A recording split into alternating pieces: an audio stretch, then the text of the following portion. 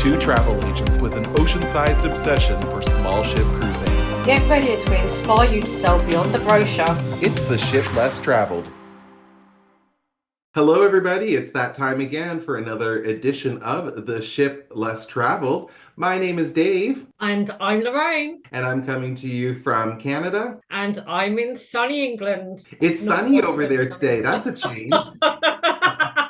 Actually, Dave, we've had it really good the last few weeks. I'm really happy with our weather. It's a bit chilly, but hey, the sun's out and the sky's blue. Our transatlantic friendship and connection sets the stage for today's topic really well, and the topic about weather, because we're going to talk about that.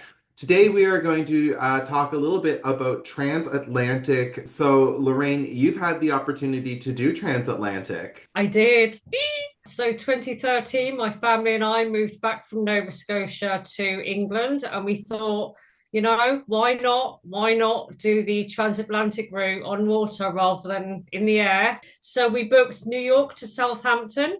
And in July, it was their Cunard, QM2, their 200th anniversary sailing on that ship. It was everything I ever dreamed. You know, I always wanted to travel on the QE2, but never had a chance before she was decommissioned. I stayed on the Queen Mary, the OG, a couple months ago. She's in Long Beach, California now as a historical hotel if you're ever passing through. Back to the Atlantic Ocean.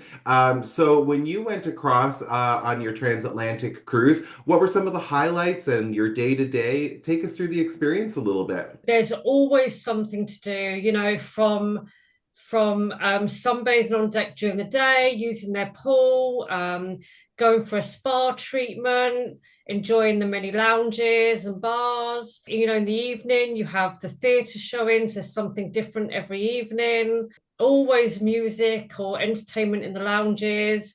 You know, the clock goes back an hour every day, which is also great because that settles you into that time change. But the funny thing is, you could be, you know, you're eating breakfast, and then it's like, oh, it's lunchtime. And so you go and have lunch, and then it's, oh, they're serving afternoon tea, and I haven't quite gone down from lunch yet. But, you know, you go and have it because you have to, right? You're on the QM2. It's great in the way that you settle into your time zone a lot easier, but you feel like you're eating all week. You must experience it. I know you're looking to go from Southampton to New York one day, which is something my husband and I also would like to do. I want my Cunard experience to be Southampton to New York, and the reason why is because you get 1 hour extra a day. So I get 25-hour days. And I want the entrance, the morning entrance in New York underneath the Verrazzano-Narrows Bridge. You know, that ship barely clears that bridge by a hair. So it's, you know, even leaving New York was fantastic. I'd like to ask about 3 misconceptions I think people have about transatlantic cruising. And the first is that the weather can be awful. What was your experience with weather? We were so spoiled. It was like a mill pond for the whole week, Dave, not one wave in sight. It was sunny, blue skies, and beautiful ocean for the whole week. I think a second misconception that people would have about transatlantic is that you're going to be bored.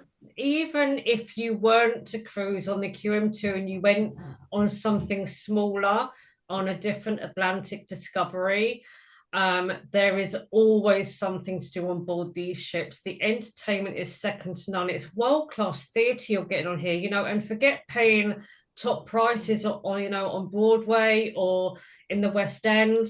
It's all included. You have a week to just disconnect, and I think there's something for that as well too. We live in the busy pace of the modern world and all the trappings of cell phones and cars on highways to just get away from that and just to set sail on the big blue. People talk a lot about slow travel, and I think the idea of slow travel and that trend, oceanic cruises fit really well into that. Here's a third misconception, specifically with QM2, that the culture on board, it's going to be stuffy, and some people might not feel like they fit in and couldn't experience it. Do you think this is something that anybody could do?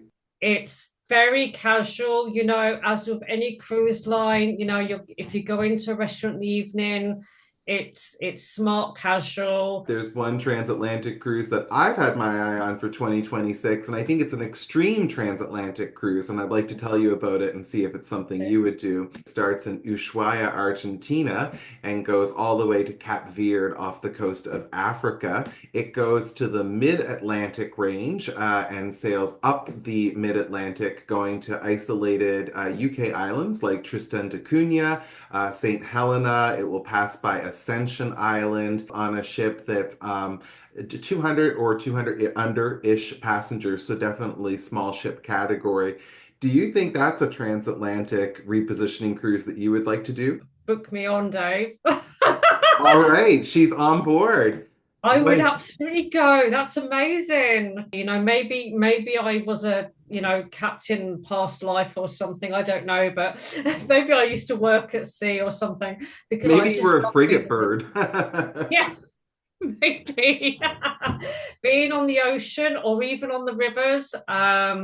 I just love it's just so peaceful. And I was reading that they have astronomy, that you can learn about the skies and also about navigation by the stars. They break out the sextants, the old instruments that you can use before, modern times came along and made everything digital. Wow, Yeah. sounds amazing. And just, the destinations it touches. I think these islands are particularly fascinating as well for anybody who's an Anglophile, anybody that loves all things British, because the opportunity to go to places like Tristan da Cunha, where there's like 200-ish people, St. Helena, where Napoleon was exiled, and Ascension Island. We're talking about three real remote parts of UK. I haven't been. Well, book this cruise, everybody. Book this transatlantic and do it for England. And if you Yeah, want to book that cruise and you're in England, you can contact Lorraine. How are they going to reach you? got a new website going. It's bespokecruiseholidays.com/luxury cruise holidays. And I'm still on Facebook, Bespoke Cruise Holidays. If you're interested in anything we've talked about and you're in North America, I'm in Canada, and you can reach me at destinationwhatever.com. On my website, you can find all my contact information, and you can find my travel agency on Facebook at Destination Whatever Travel.